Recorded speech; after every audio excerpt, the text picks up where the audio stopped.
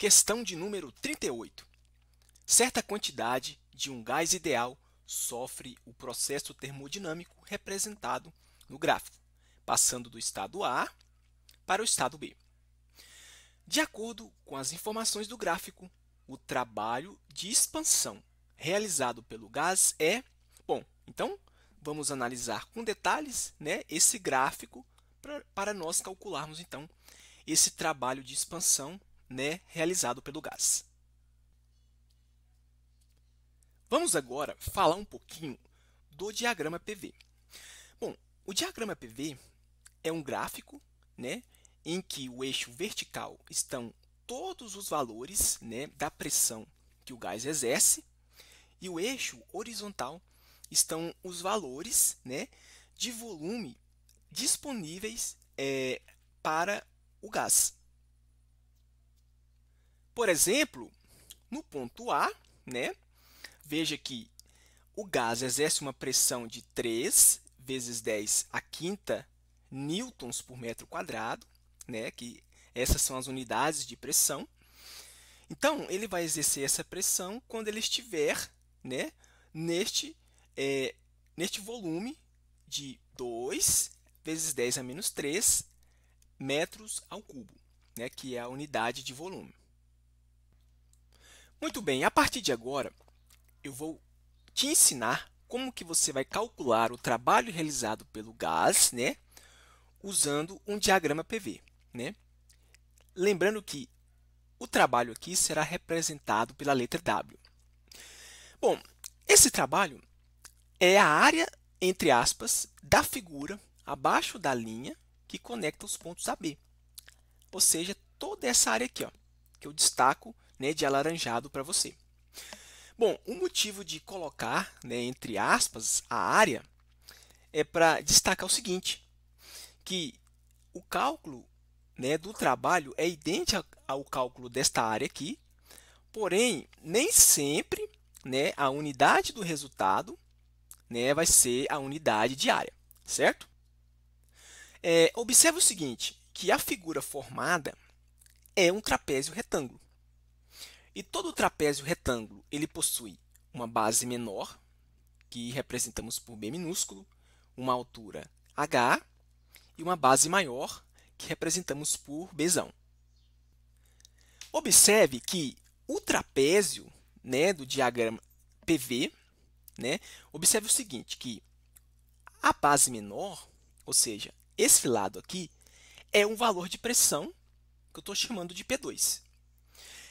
A altura representa um volume, que estou representando por V, e a base maior do trapézio representa outro valor de pressão, que estou chamando de P1.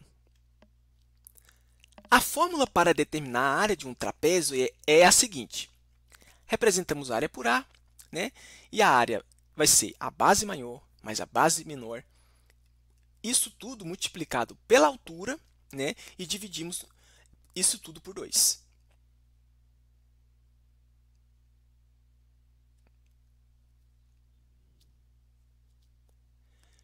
A fórmula para determinar o trabalho ela é semelhante, ou seja, o trabalho W vai ser a pressão P1 mais a pressão P2, isso tudo, essa soma multiplicada pelo volume, e dividimos tudo por 2, ok? Então, veja que as fórmulas são semelhantes. Vamos agora identificar os valores dos lados do trapézio.